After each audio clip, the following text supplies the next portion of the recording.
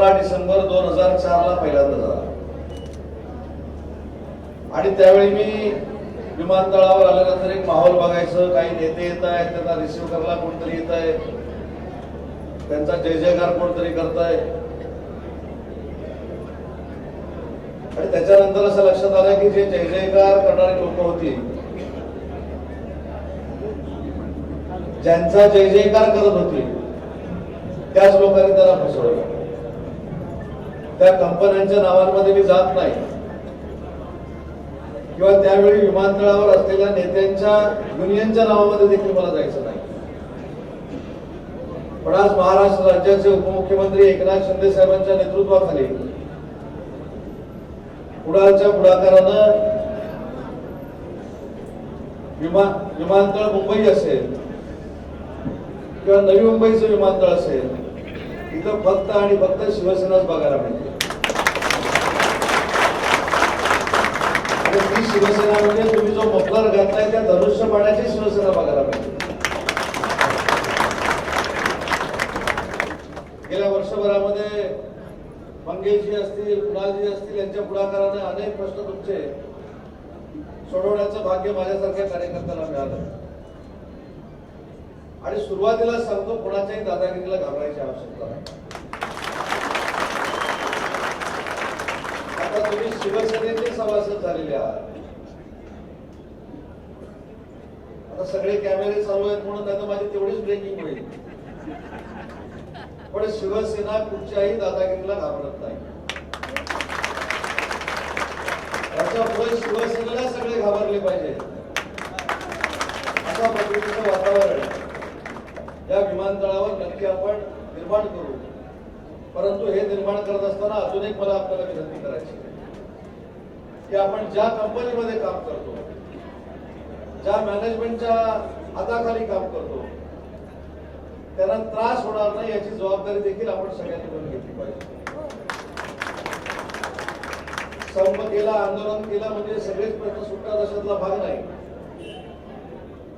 त्यांचं बघायचं मी नाव घेतलं, एकनाथ शिंदे साहेबांच्या नेतृत्वाखाली आम्ही सगळे काम करतो आणि आमची खासियत आहे आंदोलन न करताच आम्ही प्रश्न सोडवतो. भविष्यामध्ये अन्याय होत असेल तर कुणाची उद्योग मंत्री म्हणून नक्की तुमच्या सोबत मी आहे. परंतु आपलं पहिलं ध्येय असलं पाहिजे की आपली पगारवाढ होत असताना आपण जी जनसामान्यांना विमानातून फिरणाऱ्या लोकांना सेवा देतो ती अतिशय आदर्शवत अशी सेवा असली पाहिजे. त्यांनी सांगितलं पाहिजे की शिवसेनेच्या युनियनमध्ये काम करणारी आमची भगिनी असेल किंवा आमचा तरुण सहकारी असेल, हा अतिशय चांगल्या पद्धतीची सेवा आम्हाला देतो, हे ऐकण्याचं भाग्य देखील आम्हाला या सगळ्या प्रवाशांकडनं आम्हाला ऐकायला मिळालं पाहिजे. मला आता कुणाला सांगितलं की तुमचा पगारवाढीचा प्रश्न आहे, बीबीजीच्या संदर्भातला, ही जबाबदारी माझ्यावर सोडून द्या. इंडिगोच्या मॅनेजमेंट बरोबर बैठक लावायची आहे, ती पण जबाबदारी माझ्यावर सोडून द्या. फक्त तुम्ही जबाबदारी घ्या की आम्ही देखील प्रामाणिकपणानं काम करू आणि या महाराष्ट्रातल्या विमानातून फिरणाऱ्या लोकांवर कधीही थांबण्याची वेळ येणार नाही, कधीही ते आपल्यावर नाराजी व्यक्त करतील अशी वेळ येणार नाही. एवढं चांगलं काम आपल्या युनियनच्या माध्यमातून आपण करावं, एवढीच माझी आपल्याला हात जोडून सगळ्यांना विनंती आहे. खरं तर कसोटी आजपासून सुरू झाली. अनेकांनी आता शिवसेनेचं युनियन स्वीकारलेलं आहे.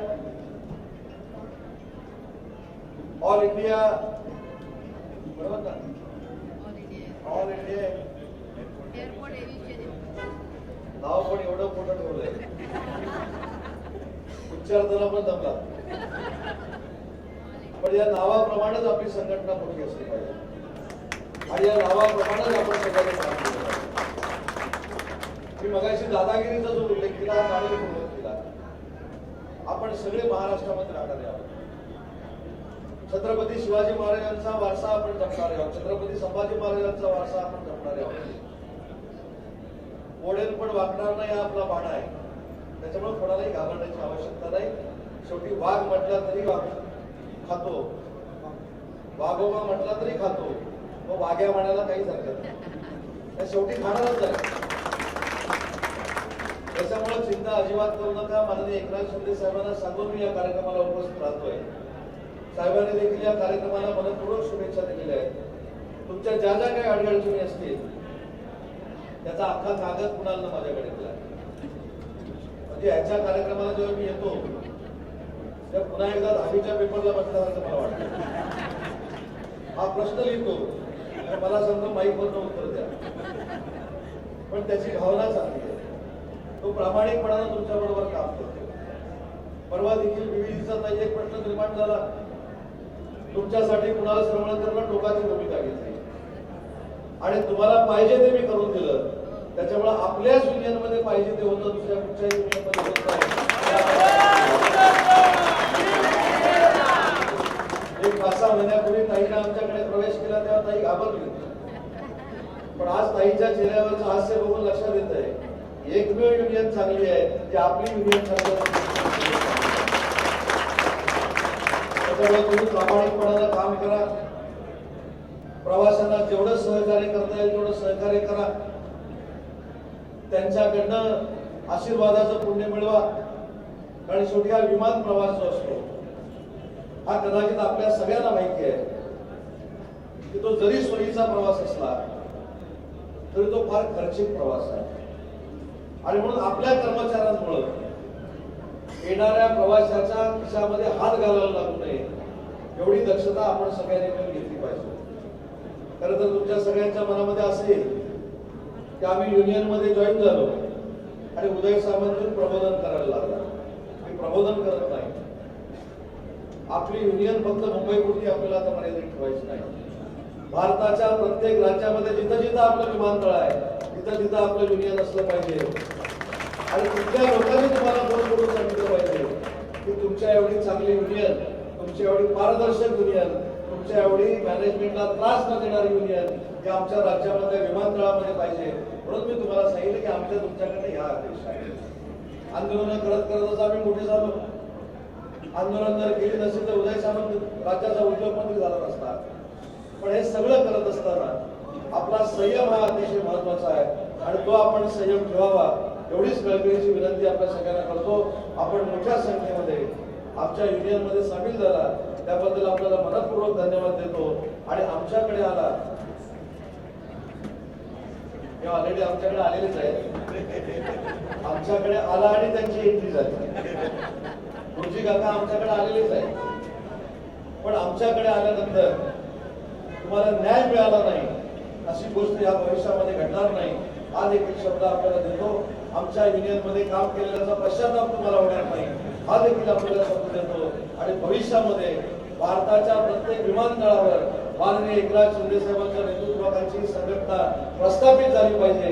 या पद्धतीने आपण आदर्शवत काम करावं एवढीच विनंती करतो आणि थांबतो. जय हिंद, जय महाराष्ट्र. एबीपी माझा, उघडा डोळे बघा नीट.